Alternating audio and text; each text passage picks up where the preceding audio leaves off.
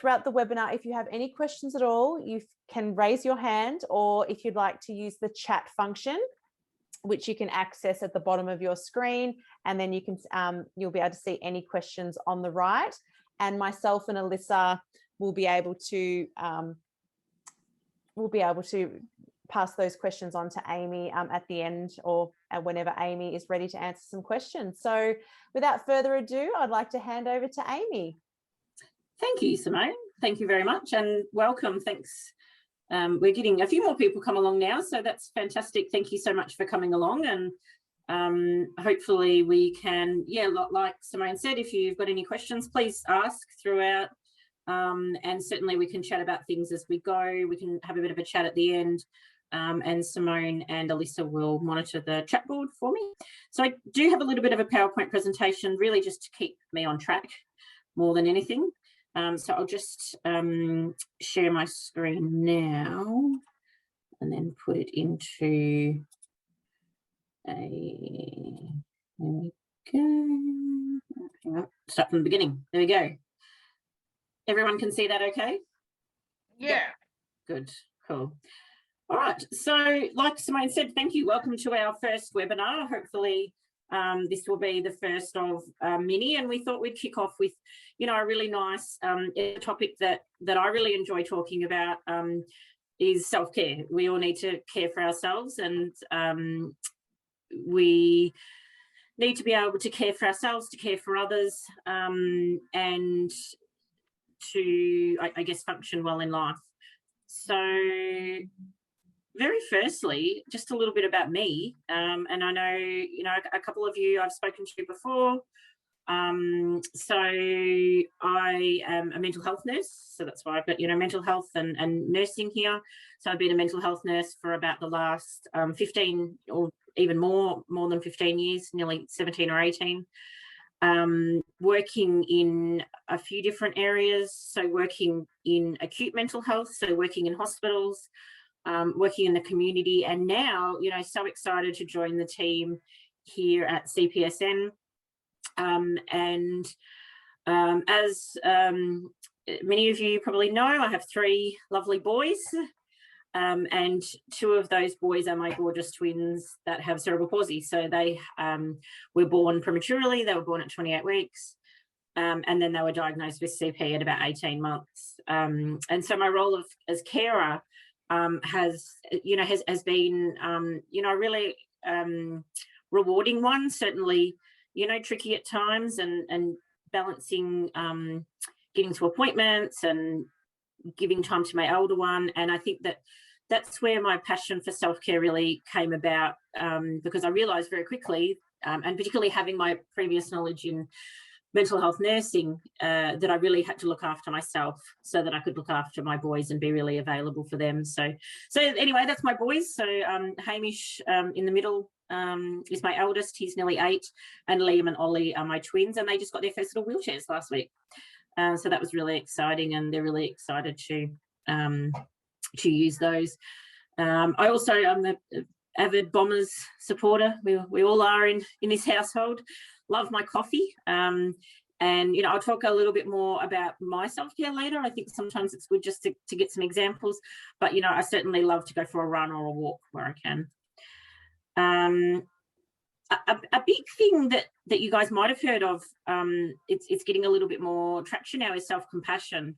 And I really liked this quote that, we often in life, I think it comes really naturally to be kind to others and to be compassionate to others, but we don't always necessarily practice that for ourselves as well. And so I think it's really important that we do acknowledge that, to care for others, to look after ourselves, we really need to be kind to ourselves. So that's basically what self-compassion is. It's that kind of kindness to ourselves. Self-care, what is it? I guess it's any activity that is carried out with the intention of caring for ourselves, for increasing energy, for reducing stress, improving health. I think the big thing with self-care is, an element of self-care is that kind of that traditional thing that we think of, having a bath, having a coffee, having a moment to ourselves.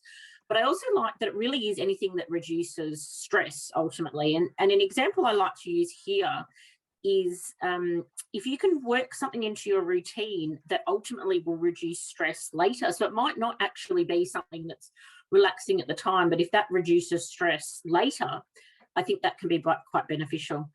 The example I go to is I say I'm a bit of a chronic late person. I'm often late for appointments, and I can't even use my boys as an excuse. I was always late. But I see being organised and allowing myself more time to make sure I'm not late as a form of self-care, because ultimately it's going to reduce the stress that I feel later on when I'm running late for an appointment. So that's just one little example. But I think it's really good to think that self-care isn't just those kind of traditional things that we think of.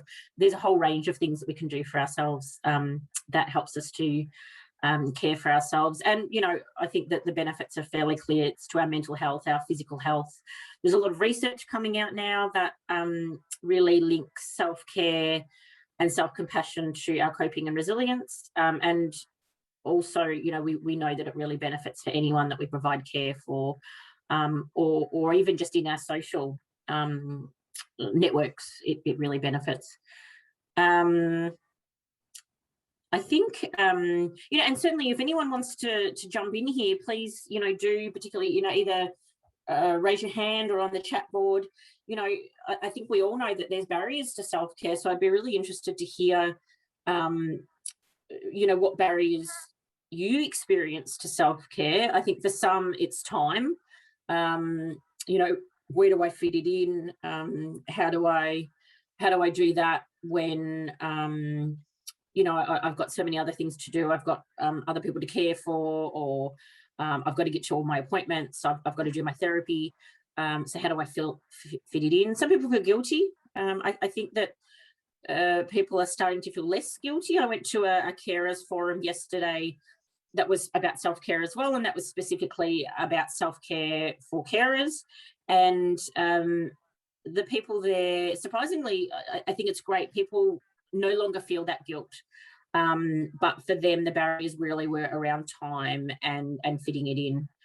And I'll talk a little bit later about a self-care plan. I think that some people talk about making a self-care commitment, and I think that can be good. That can work for some people. But I think for others, that can just add to your stress if you kind of feel, oh, well, I've got to fit this, you know, kind of self-care in. Jackie, yeah, did you have something to say? Yeah, just from that time just doesn't happen. Time management is a whole big thing too. Absolutely.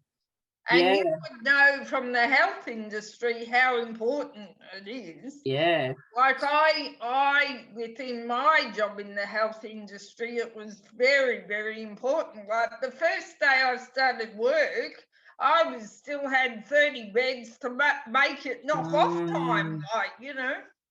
Absolutely. That's a really good point, Jackie. That definitely, you know, it is time management. And sometimes we really think about time management in the sense of our work and how can I make those 30 beds, or how can I fit in all these meetings? But we don't always think about time management in the sense of, you know, our own lives. And so sometimes we do need to schedule self-care. You know, we do need to put it in our diaries and say, that's going to be my time for self-care. I think that's really important.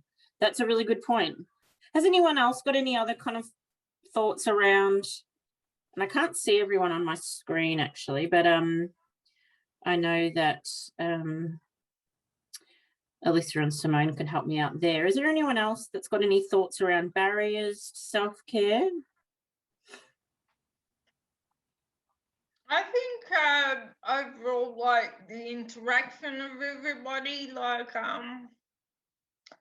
I'll just use an example that I've just been discussing with somebody. Like I have people coming into my home. It appears to be a problem that people are picking up, moving my equipment. Now that all goes back to respect. Yes. And whether I take it back upon myself. I mean, the bottom line with me is respect is respect. If you're in someone else's home, you either ask, or if you pick it up, you put it back how it was. Absolutely. Absolutely. And I think that's another really good example, Jackie, where we can talk about, you know, that by preventing the stress that causes, where people are moving your things and you know, and so forth, that I just let Eleanor in, I think it's just coming up to me, where, you know, that does cause stress to you, you know, perhaps finding a way to change that is able to, you know, is self-care, because it's preventing that stress later down the line for you. Yeah. Any other thoughts on, you know, what might prevent us from attending to self-care? Even in the chat box, if anyone wants to type in there. Welcome, Eleanor. Thank you for coming along. And the little one.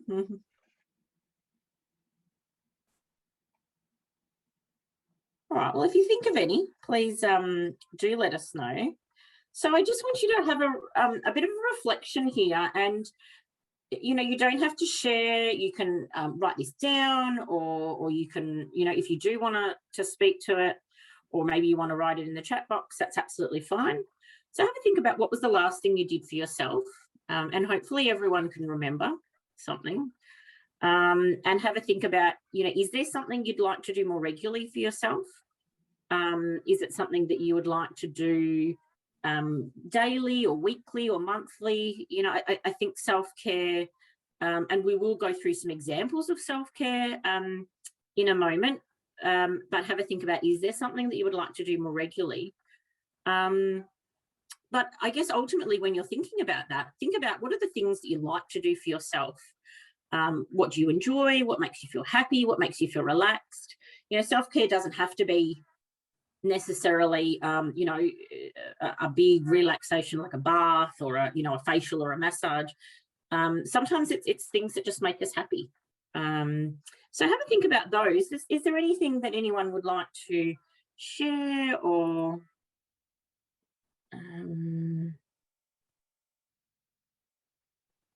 just looking at the chat board there, anything that anyone has done or would like to be doing? Anyone? And that's right. If you don't want to share, that's no worries at all. We can, you know, I think it's good just to be thinking about that for yourself. And I'll have a chat about what I like to do. Well, what was the last thing I did for myself? I just had a coffee before I came onto here. That was quite nice. I did enjoy my coffee.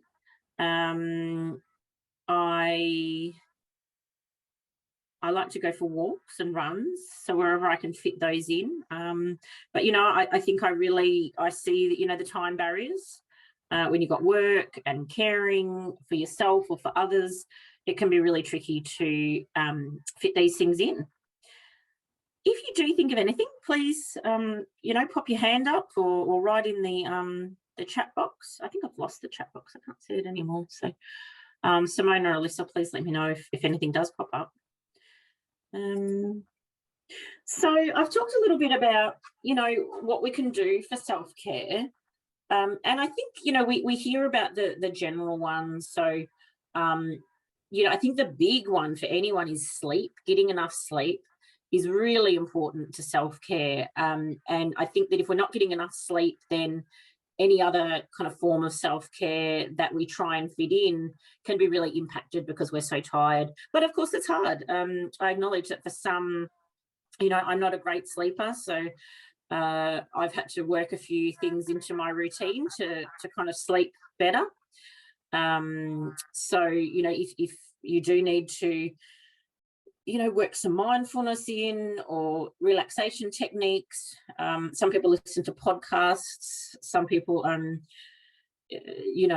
might have some wind down time before bed, no screen. I think that's really important. So I think having enough sleep is really important.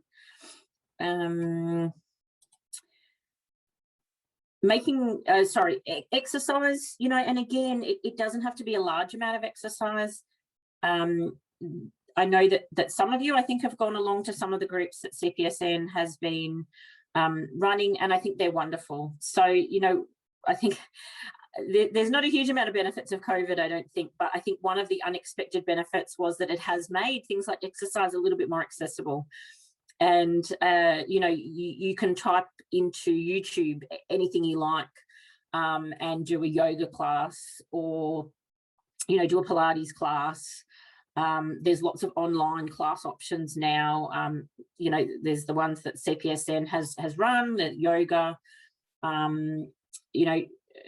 exercise and so forth. So there's such a range of different things that we can do. It doesn't have to be getting out for a walk, or going out, mobilizing in whichever way you do. We can actually be doing this from our lounge room and doing it, in a way that suits us best. So I think that's really good. Balancing our diet, I think, is really important. And, again, these are the ones that we hear about all the time. But, there's so much more we can do to look after ourselves.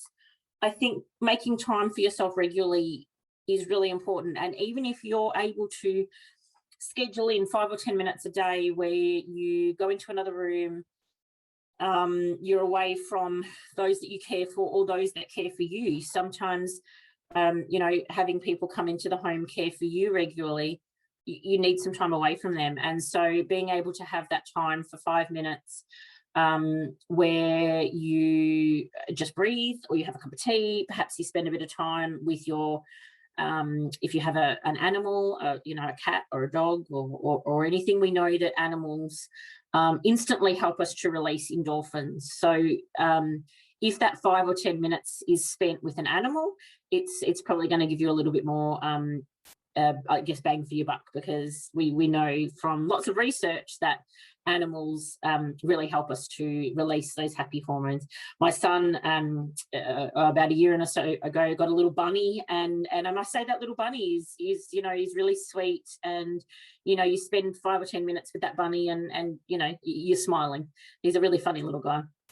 But that 5 or 10 minutes can look different for everybody, and that's the thing I guess I really want to stress, is that self-care looks different for everyone. And sometimes we think, they say that mindfulness is a really great way of self-care, but if that doesn't suit you, then it's not really self-care. If going for a walk or doing a yoga class is the worst thing you can think of, then it's not really self-care. And so I think that we really just need to be thinking ourselves, what is it that I enjoy? What is it that relaxes me? Maybe it's reading a book, reading a magazine, whatever it is, and tailoring that into our day. I think, connecting with others is a really important way to care for ourselves. We know that connecting with others is one of the most important aspects of maintaining a healthy life. There's recently been some studies done which looked at what is it that helps people live longer than 100, so that the research was done on centurions. And sleep, exercise, diet is all up there, but number one was connection with others. And so where you are able to connect with others online or in person, I think that's really important. So, coming along to things like this, joining online groups or in-person groups, I think it's really great where you can connect with others.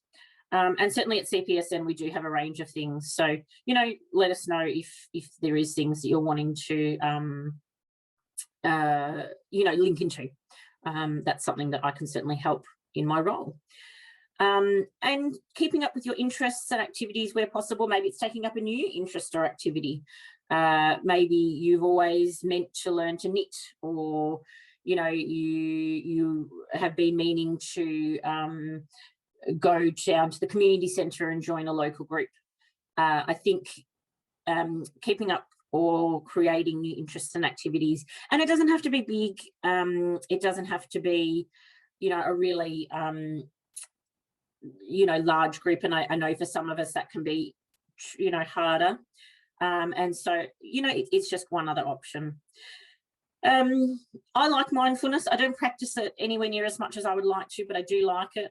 So I think that anyone that finds mindfulness or meditation, yoga or Pilates, that's a really great way of self-care if you enjoy it. It's really all about if you enjoy it. Mindful exercise, I think it's somewhat different from just kind of your regular standard exercise, and actually anything can be done mindfully, just by kind of being in the moment. And, you know, I know sometimes I might go for a walk or, you know, be sitting and doing a bit of yoga, and you're still thinking about what you've got to do and the appointments you've got coming up and where you have to be and so forth. And actually that it's not really meeting the self-care needs that we could be meeting. So making sure that when we are doing something for ourselves, such as, you know, mindfulness or exercising or having a coffee or tea or spending 5 minutes with our dog, making sure that when we do that, we are actually mindfully being in the present, noticing what's around us, and trying not to worry about the things in the future or the past. And that can be really tricky, really tricky. But I do have a little example mindfulness exercise that we'll go through in a moment. It takes practice. There's been a lot of studies recently that talk about mindfulness being like any other exercise, that the more you practice it, there are changes to the brain, and the more accepting of that practice the brain is. And so there's some really great resources that talk about how to train your brain to be able to do mindfulness a little bit more. And I think that's a really good, mindfulness can be used, you know, in the day, perhaps when you're sitting at your desk, or perhaps it's when you're going to an appointment that you're feeling anxious about. Perhaps it's, you know, when you're going to sleep. Mindfulness is very effective when you're going to sleep. So I think that's some really good ones. Listening to a podcast, this is something that I've kind of only just got into in the last little while. I think podcasts can be really great. So finding a podcast that you really like. Reading, writing, listening to an audio book. Some people talk about journaling and the benefits of journaling. Putting your feet up, having a coffee, be creative, learn something new. Again, we know that learning something new, using the creative part of our brain, it releases happy hormones. And so I think that's a really great thing that you can do. So I just want to talk a little bit. Is there any questions so far, or anything that anyone wanted to add? I still can't actually. Oh, here's the chat. Yeah. Good. Okay. You seem to be all right so far. So, I think Eleanor, she had her thumbs up. I think you just thumbs up, were you, Eleanor? Yeah, you're just saying, yep, all good. Yep, Oh, okay. Do speak up if you've got anything, though. Thank you. Thanks, Becky. I think what I was getting at, like, it's important to find the people or the group that are open to having time for you. Yes. And each other. Absolutely. Because too much in life, I hear this, oh, I'm too busy. I'm too busy. But what does too busy mean? And then if they do it 2 or 3 times, well, they're always too busy. So then you divert from those people, because that's a clear hint that they're too busy. Absolutely, Jackie. And that can be something that, you know, we might try and connect with friends that we've had in the past, or friends that we've made, and by them kind of continuously saying they're too busy, it certainly adds to your stress levels, doesn't it? And so I think that's where, you know, sometimes, look, I guess there's no simple answer for that, but where you are able to be in an organised group, so an organised, whether it's a support group or a gym group or, you know, exercise group, I think that's great because it's a little bit more kind of organised. But yeah, absolutely. I know that's really tricky. And, you know, I know as a carer, often I feel like I'm doing that to others, but I think it's really important to try and make time for others and hope that they make time for you in return. Yeah, definitely. It's all about being inclusive of one another. Absolutely. Yes, definitely. It's definitely about being inclusive to one another. And that's where I guess sometimes it's great to find people with similar interests or similar support needs. You know, it can be really tricky though, definitely. So I talk a bit about making a self-care plan, and these are the kind of things that you can think about in your self-care plan, because it might be that in your self-care plan, you know, and this is something that, you know, is completely up to you if you want to do it. It could even just be something you think about, but sometimes people tend to go to self-care when they are feeling I'm just having a look if is there anything popping up on the no. So self-care can sometimes be something that we don't think about too much until we're feeling really overwhelmed or really stressed. And, you know, I'm certainly not saying that's too late, because it absolutely isn't. But absolutely, you know, it is really great if we can think about self-care earlier than when we're feeling that overwhelmed. So sometimes it's good to have a self-care plan, and I know that this is something I think about a lot.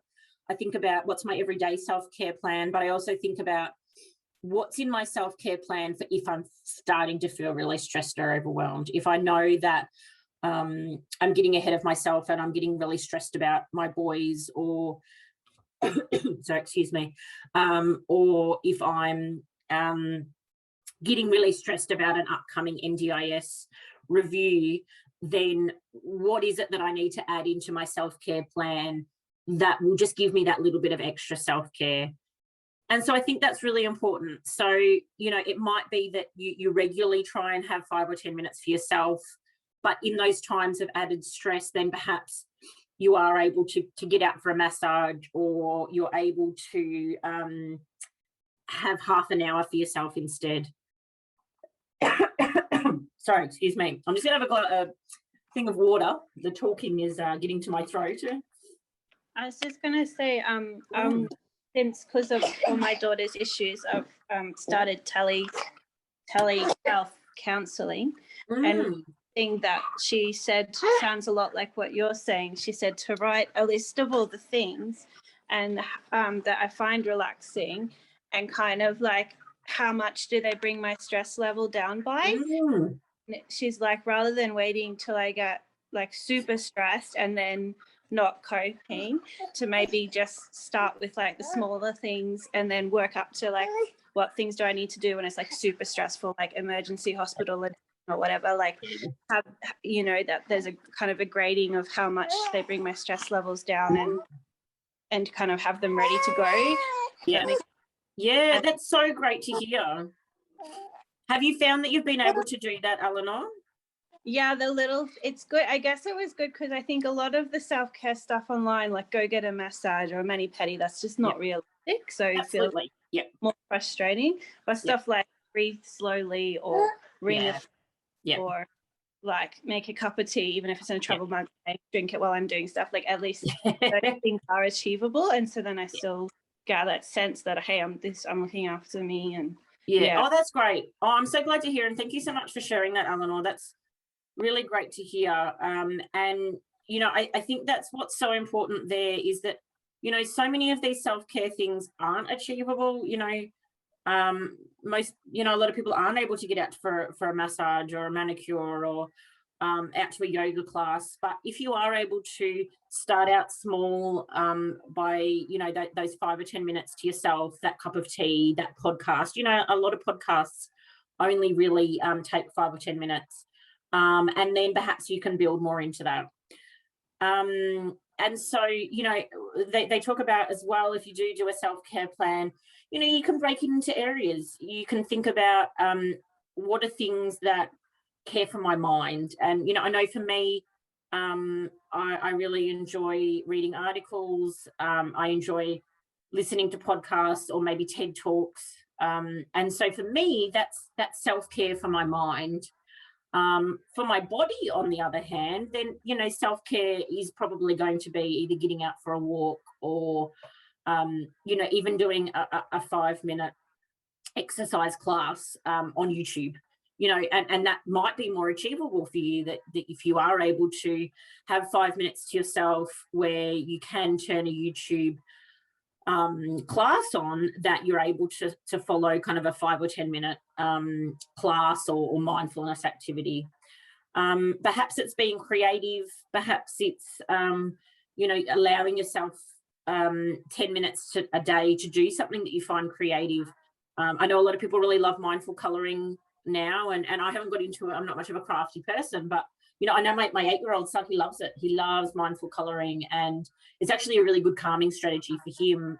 So, you know, self-care can be something that even though it's for yourself and makes yourself feel happy, it might be something you can share. Perhaps it's something you can share with your a friend or your child or your significant other. I think that as long as it's meeting your self-care needs and it's making you feel happy, then I think that this is also something you can share.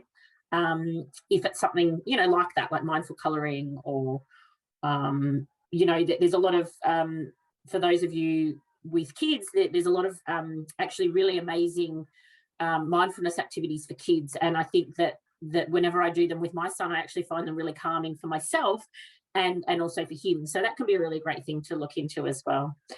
And, you know, it is important, I think, to think about those potential barriers, to think about, okay, what's going to get in the way of this?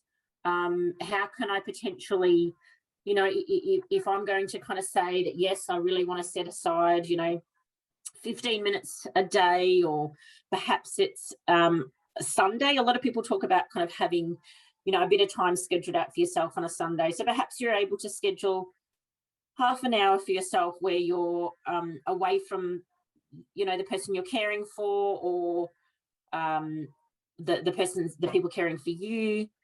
You know, I know we've got a bit of a mix here of people with CP and those that are caring for CP. So just putting it into your kind of, I guess, situation. You know, perhaps you're able to schedule yourself out half an hour when you've got somebody available to help you, or you have, you know, half an hour to yourself.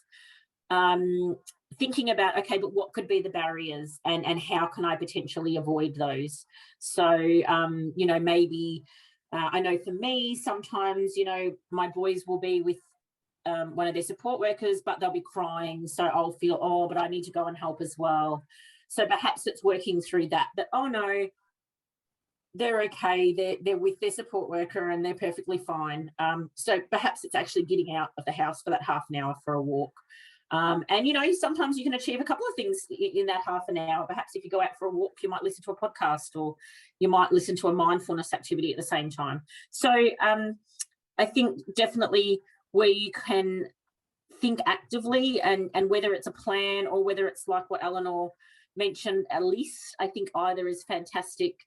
Being realistic. So, you know, I mean, we would all love to go out and have a massage every Sunday, but it's probably just not realistic. So, you know, setting realistic goals, and look, maybe you can get out for that massage once a month, or maybe you can get someone into, you know, there are the mobile massage, or maybe you don't like massage, and so that's actually not self-care at all. You know, or maybe even just getting out for a pedicure for 20 minutes. Maybe that is possible once every 2 months, you know, or once every 3 months. And, you know, so having a think about that. But starting with small goals. And then I think, you know, we do have that, and I think you mentioned this as well, Eleanor, having that sense of achievement.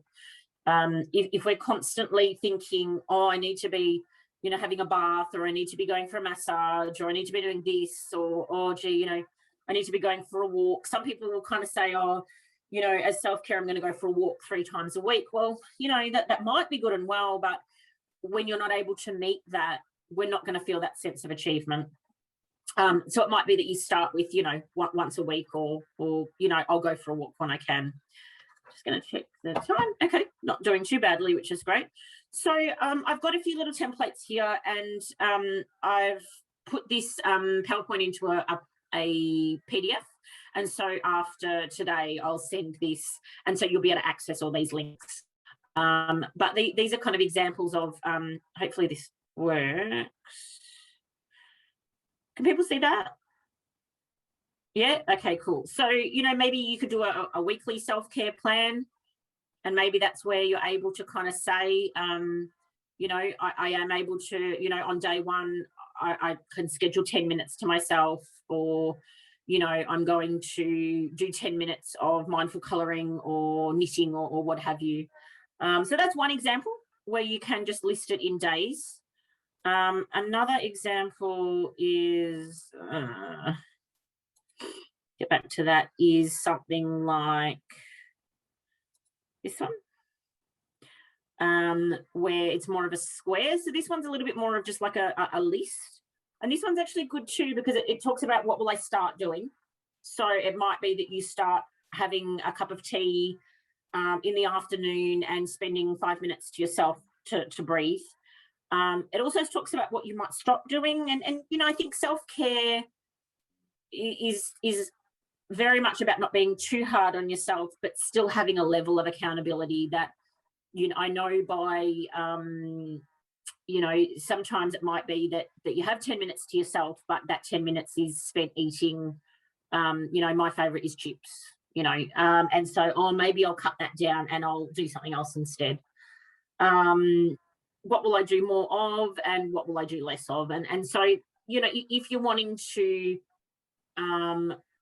you know, that's a way where you can think of all 4 things as opposed to just what I do for self-care. So that's not going to be for everyone. So again, you know, that's just one example.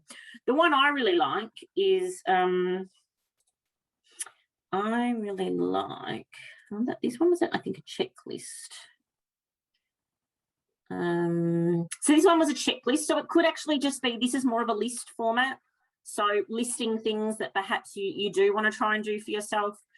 And then ticking when you actually do it. And then you can actually go back later and say, hey, actually, you know, I did manage to spend, you know, 10 minutes to myself 3 times this week. That's really fantastic. And so I think that this self-care checklist can be really great in that regards.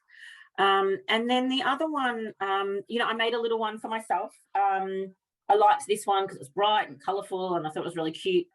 You know, maybe it is going for a walk.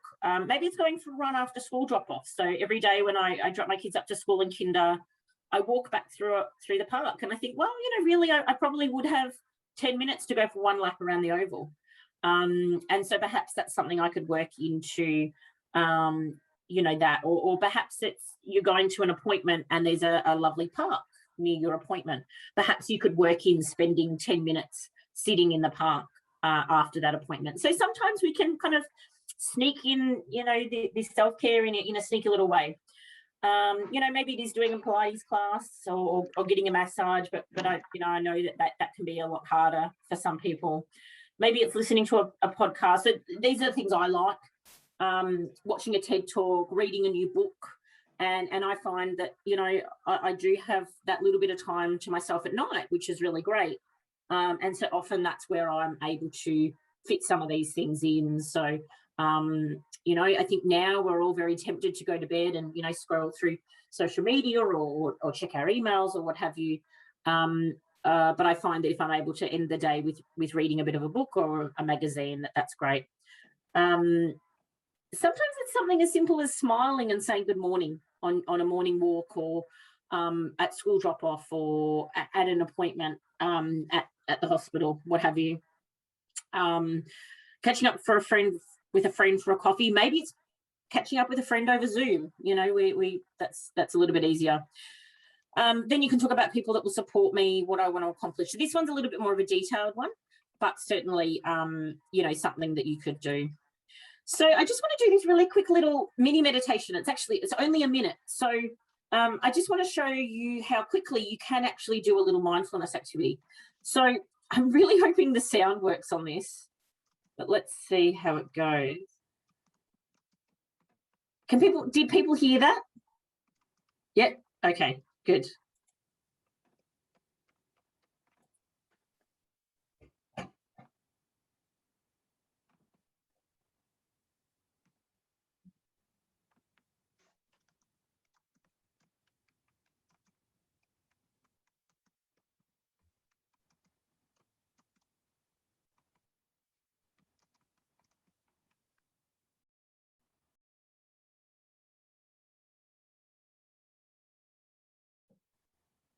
Amy, that's not playing on the screen.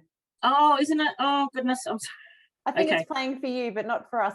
Can anyone else see the... Oh, I'm sorry. Yeah, we can watch. Yeah. It might be that you do need to kind of watch that on your own, the link.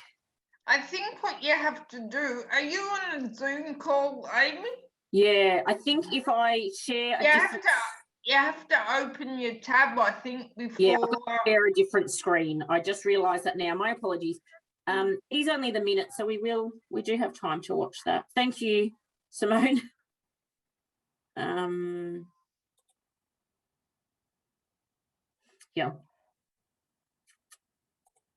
All right, how's that? Can you guys see that now? Yeah. Yep. Yes. All right, let's try it again. You hear as well? No sound, Amy. Just read it. We just can read it. No, I think this is an easy fix. Hang on a second.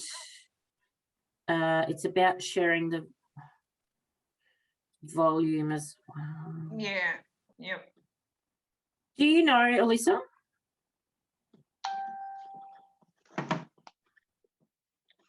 I think from memory, I think when you go into that page where share it down in the left-hand corner, I think there might be a thing that says turn on volume or turn on... Yeah, Amy, if you go to the video icon down where it says stop video and there's a little arrow, if you click on that, that will take you to your settings and perhaps the audio settings. Yes, you're right. Microphone.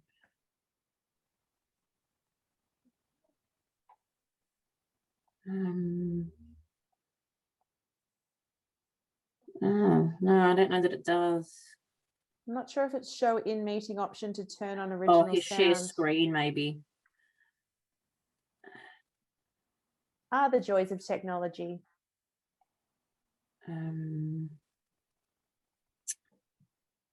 Yeah, I don't know. I'm sorry. It might be that you do have to watch this in your own time. I'm sorry. That's okay, Amy. We can include it. For everyone, we will be sending out a document to you all, which includes all the links that Amy's included in her presentation, and we'll provide the link to the video that Amy's been trying to show us. So no problem, Amy.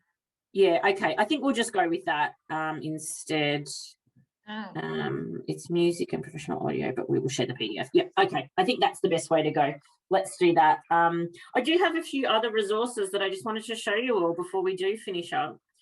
So I'll close this off and I'll share the PowerPoint again. Oh, what have I done to myself now? As you can see, I'm very tech savvy. So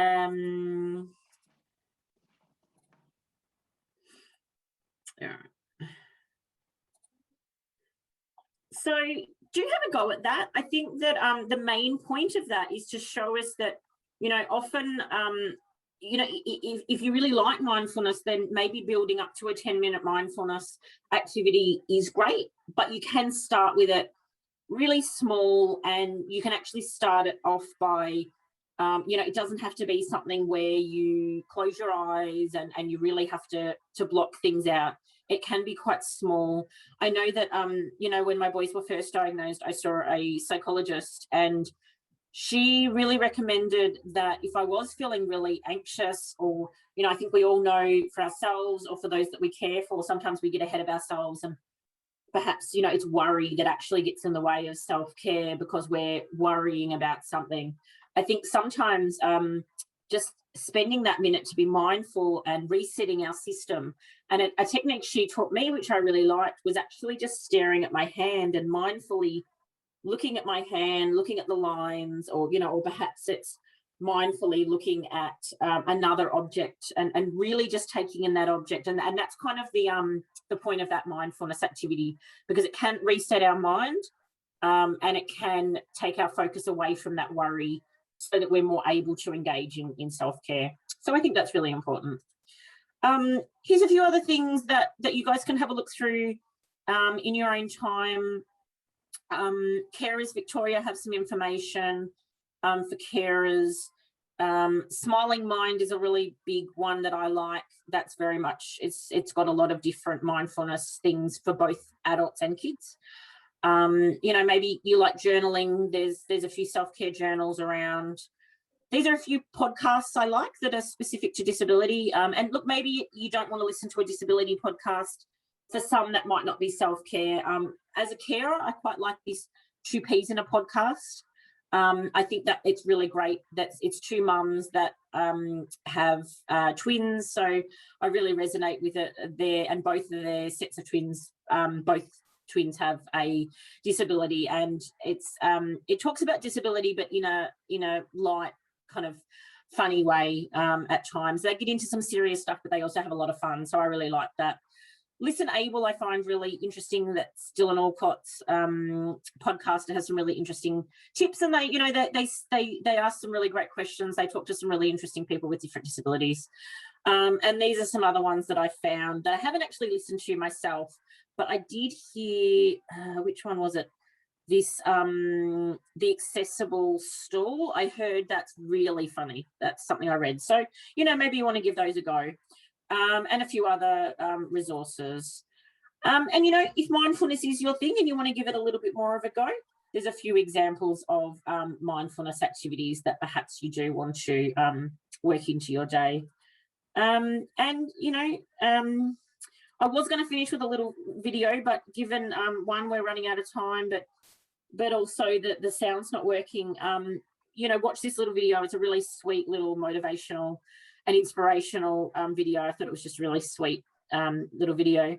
Thank you. Thanks so much for people coming. Have we got, is there any more questions or comments? Or, you know, I tend to talk a bit, and I had intended to leave a little bit more time at the end for conversation, but is there any kind of thoughts anyone had on any of that? Hopefully people have been able to pick up a tip or two. You know, really happy to talk about more if people want to. You know, I guess some of you I've spoken to before, some of you I haven't. You know, my position in the organisation, I guess, just to finish up, is very much around providing support to carers and to people with CP. And so, you know, if anything that we've spoken about today, or anything at all that you're needing help with, you know, please do be in touch. I think my details, I think Simone and Alyssa can probably put my details into the email with the PDF. But yeah, happy to be contacted at any time. I think that's a wrap. Thank you so much for your great insights and knowledge sharing. And yeah, we will be emailing everyone who registered for the webinar with all the links and Amy's contact details if you need to reach out, but that will hit your inboxes later this afternoon. So thank you to everyone for joining us. Thank you, Amy. And also, if you have any topics that you would like to be covered in Amy's webinar series, let her know. We love your input, and of course this is all for you. So, you know, so if there's a particular thing you want to hear about, yeah, let us know. Wonderful. Well, thank you everyone. Thanks, Amy. And thank you. Yeah, that's it for today. Thanks everybody. Thanks so much. Bye-bye. Thank you. Bye. Bye.